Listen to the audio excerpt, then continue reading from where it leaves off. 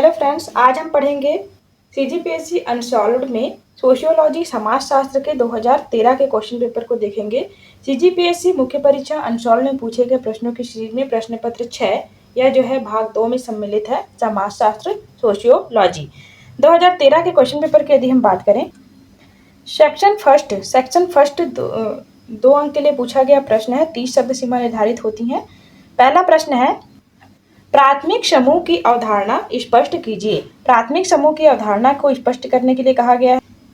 प्राथमिक समूह एक सामाजिक समूह है जिसमें व्यक्तियों के बीच घनिष्ठ और व्यक्तिगत संबंध होते हैं।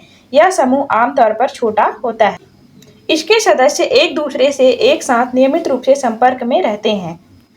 प्राथमिक समूह में सदस्यों की व्यक्तिगत पहचान महत्वपूर्ण होती है और वे एक दूसरे को सहयोग और समर्थन प्रदान करते हैं।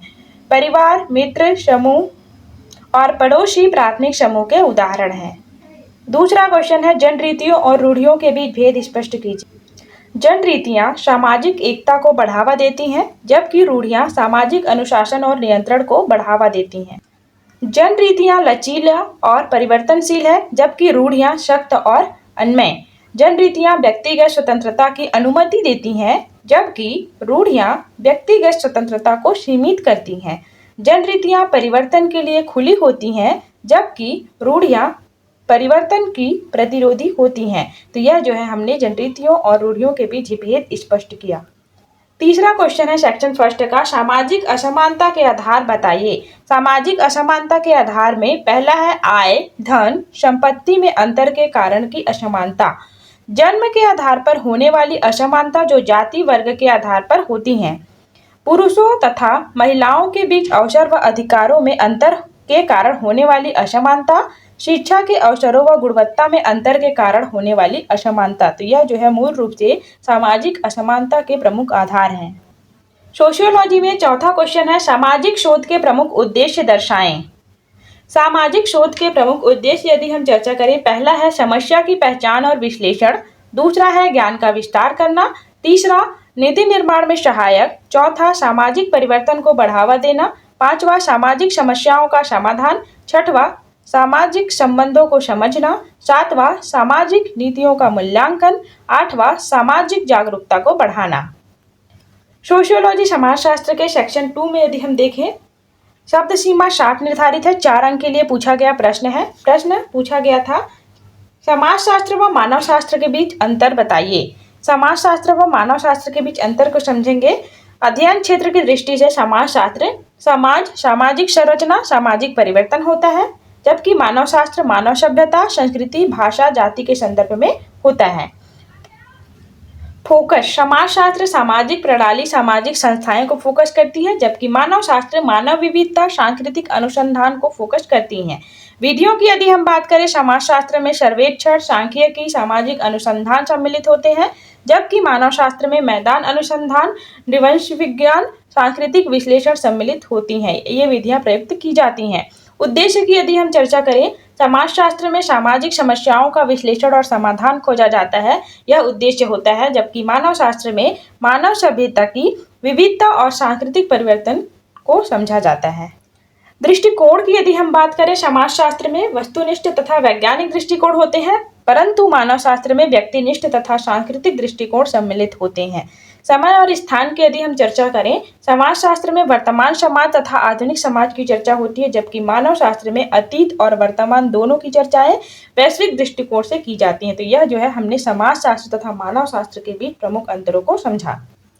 सोशियोलॉजी के पेपर में 6वें क्वेश्चन में पूछा गया था, सामाजिक नियंत्रण को परिभाषित कीजिए तथा उसके प्रकार बताइए। 2013 का क्वेश्चन पेपर हम सॉल्व कर रहे हैं। प्रश्न है, सामाजिक नियंत्रण को परिभाषित कीजिए तथा उसके प्रकार बताइए। सामाजिक नियंत्रण एक प्रक्रिया है जिसमें समाज अपने सदस्यों के व्यवहार को नियंत्रित करता है ताकि वे समाज के नियमों और मानकों का पालन करें। यह नियंत्रण समाज की स्थिरता और एकता को बनाए रखने में मदद करता है। सामाजिक नियंत्रण के प्रकारों की यदि हम बात करें, पहला है औपचारिक नियंत्रण। यह नियंत्रण कानून, नियम और संस्थाओं द्वारा लागू किया जाता है, जैसे कि पुलिस, अदालतें तथा जेल। दूसरा है औपचारिक नियंत्रण। यह नियंत्रण समाज के सदस्यों के द्वारा लागू किया जाता है, जैसे परिवार, मित्र और पड़ोसी। तीसरा है प्राथमिक नियंत्रण। यह नियंत्रण बचपन में परिवार और शिक्षा द्वारा लागू किया जाता है, जैसे कि कार्यस्थल और सामाजिक संगठनों के द्वारा। द्वितीयक नियंत्रण में व्यक्ति के वयस्क जीवन में लागू किया जाता है, जैसे कि कार्यस्थल। सामाजिकीकरण, यह नियंत्रण व्यक्ति को समाज के नियमों और मानकों के अनुसार व्यवहार करने के लिए प्रेरित करता है, जैसे शिक्षा, धार्मिक संगठन और सामाजिक क्लब। सांस्कृतिक नियंत्रण यदि हम देखें, यह नियंत्रण समाज की संस्कृति और परंपराओं द्वारा लागू किया जाता है, जैसे त्योहार, रीति रिवाज और प्रतीक। सोशियोलॉजी के पेपर में सेक्शन 3 में पूछा गया प्रश्न है 2013 में, शब्द सीमा इसकी 100 है। 8 अंक के लिए पूछा गया प्रश्न है, आत्महत्या क्या है? दुर्खिम के अनुसार आत्महत्या के प्रकारों का उल्लेख कीजिए। दुर्खिम के अनुसार हमको आत्महत्या के प्रकारों के उल्लेख करनी है, आत्महत्या के बारे में जानकारी देनी है। आत्महत्या एक ऐसी प्रक्रिया है जिसमें व्यक्ति अपने जीवन को स्वयं समाप्त कर लेता है। यह एक गंभीर सामाजिक और मानसिक स्वास्थ्य समस्या है जो व्यक्ति के जीवन में तनाव, अवसाद और अन्य मानसिक स्वास्थ्य समस्याओं के कारण हो सकती है।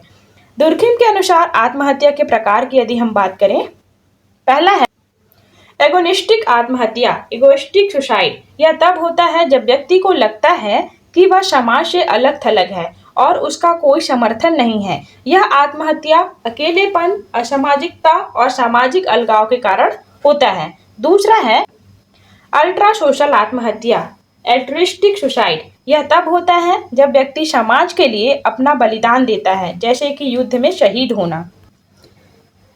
दुर्खिम के अनुसार आत्महत्या का तृतीय जो प्रकार है एनोमिक आत्महत्या, एनोमिक सुसाइड। यह तब होता है जब व्यक्ति को लगता है कि उसके जीवन में कोई नियम या संरचना नहीं है और वह अस्थिरता और अनिश्चितता में रहता है। यह आत्महत्या आर्थिक मंदी, सामाजिक परिवर्तन आदि कारणों से होती है। चौथा प्रकार है दुर्खिम के अनुसार फेटलिस्टिक आत्महत्या, फेटलिस्टिक सुसाइड। यह तब होती है जब व्यक्ति को लगता है कि उसके जीवन में कोई भविष्य नहीं है और वह अपने जीवन को समाप्त करने का फैसला लेता है।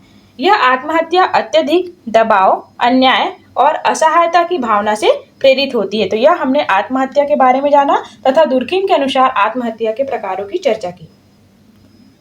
अगला है सेक्शन 4, शब्द सीमा 250 है तथा अंक 20 अंक के लिए पूछा गया प्रश्न था। सेक्शन 4 में 20 अंक के लिए प्रश्न पूछा गया था जिसकी शब्द सीमा 250 निर्धारित की गई थी। प्रश्न, नियमहीनता क्या है? रॉबर्ट मर्टन के नियमहीनता के सिद्धांत की व्याख्या कीजिए। नियमहीनता की चर्चा करनी है हमें। नियमहीनता एक सामाजिक अवस्था है जिसमें समाज में नियमों और मानकों का अभाव होता है, जिससे व्यक्तियों को अपने जीवन में दिशा और अर्थ नहीं मिलता है। यह अवधारणा फ्रांसीसी समाजशास्त्री दुर्खिम द्वारा प्रस्तुत की गई थी, लेकिन रॉबर्ट मर्टन द्वारा इस सिद्धांत का विस्तार से विश्लेषण किया गया। रॉबर्ट मर्टन के नियमहीनता के सिद्धांत, पहला है उद्देश्य और साधन का तनाव। समाज में व्यक्तियों को कुछ उद्देश्य की प्राप्ति के लिए प्रेरित किया जाता है, लेकिन साधनों की कमी के कारण वे उन उद्देश्यों को प्राप्त नहीं कर पाते। दूसरा है उद्देश्य और मूल्य का तनाव। समाज में व्यक्तियों को कुछ मूल्यों के आधार पर प्रेरित किया जाता है, लेकिन वास्तविक जीवन में उन मूल्यों का पालन नहीं होता है। मर्टन के अनुसार नियमहीनता 5 प्रकार के होते हैं। इन 5 प्रकारों की चर्चा हम करेंगे। पहला है आकांक्षा की नियमहीनता। व्यक्तियों को उच्च आकांक्षाएं होती हैं, लेकिन साधनों की कमी के कारण उन्हें प्राप्त नहीं कर पाते हैं। दूसरा है मूल्य की नियमहीनता। व्यक्तियों को मूल्य के आधार पर जीने के लिए प्रेरित किया जाता है, लेकिन वास्तविक जीवन में उन मूल्यों का पालन नहीं होता है। तीसरा साधन की नियमहीनता। व्यक्तियों को साधन की कमी के कारण उद्देश्यों की प्राप्ति नहीं होती है। चौथा है संस्थागत नियमहीनता। समाज की संस्थाएं व्यक्तियों की आवश्यकता को पूरा नहीं कर पाती हैं। पांचवा सांस्कृतिक नियमहीनता। समाज की संस्कृति में व्यक्तियों के लिए कोई स्पष्ट मूल्य और उद्देश्य नहीं होते हैं। नियमहीनता के परिणाम स्वरूप व्यक्तियों में अवसाद, तनाव और अपराध की प्रवृत्ति बढ़ सकती है। तो यह हमने जो है 2013 सोशियोलॉजी का क्वेश्चन पेपर जो है इस सेशन में डिस्क्रिप्शन किया। इसमें हम पूछे गए प्रश्नों के संदर्भ में चर्चाएं कर उन संदर्भ में जानकारी प्राप्त कर सकते हैं कि कौन कौन से और किस तरीके के सवाल जो है CGPSC मुख्य परीक्षा में पूछे जाते हैं। Thank you all of you.